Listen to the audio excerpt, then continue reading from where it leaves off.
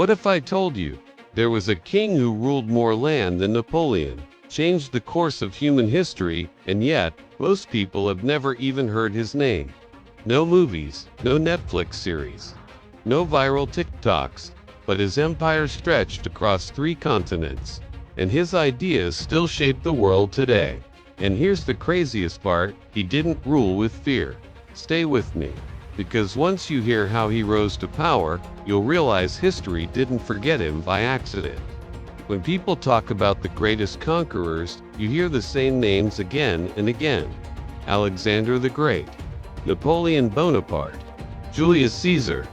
But there's one ruler who controlled more land than Napoleon ever did, yet history quietly pushed him into the shadows. No dramatic downfall, no famous last stand, just silence. So who was he? Before I tell you his name, you need to understand why his rise was impossible. This king wasn't born into power. Legend says he was marked for death as a baby. A prophecy claimed he would overthrow a great ruler, so he was ordered to be killed. Instead, he survived, raised in secret, growing up as a nobody. No crown, no army, no privilege. But while other kings learned how to rule through fear, he learned how people actually think, and that would become his greatest weapon. By his early adulthood, he wasn't supposed to exist, yet he was already building alliances. Not through violence, but through trust. When he finally challenged the ruling power of his land, something unexpected happened.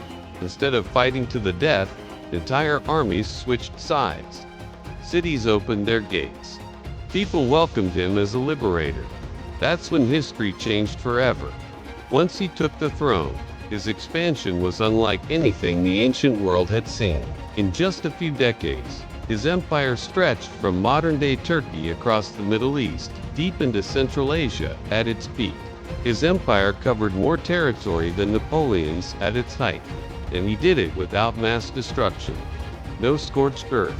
No genocide. In fact, his rule became known for something revolutionary. He allowed religious freedom. Temples weren't destroyed. Cultures weren't erased. Languages survived. When he conquered Babylon, he didn't enslave the people. He freed them. That single decision changed history and directly influenced modern ideas of human rights. And yes, this was over 2,500 years ago. So who was this forgotten king?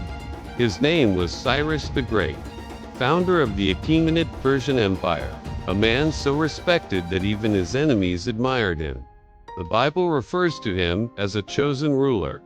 Greek historians praised his leadership. Even centuries later, his policies inspired future governments. Yet somehow, he never became a household name. Why don't we hear about Cyrus the Great? Simple, he didn't fit the narrative. History loves chaos, blood, drama, but Cyrus ruled through order, law, and respect. No dramatic collapse, no villain arc, and peaceful power doesn't sell textbooks. The first known declaration of human rights, attributed to Cyrus. Freedom of religion, Cyrus. Protection of cultures under one empire, Cyrus. Even modern leadership philosophies borrow from his rule, often without giving him credit. He wasn't just a conqueror, he was a builder of civilizations. So next time someone says Napoleon was the greatest ruler in history, remember this: there was a king who ruled more land, with less violence, and more humanity. A king history tried to forget.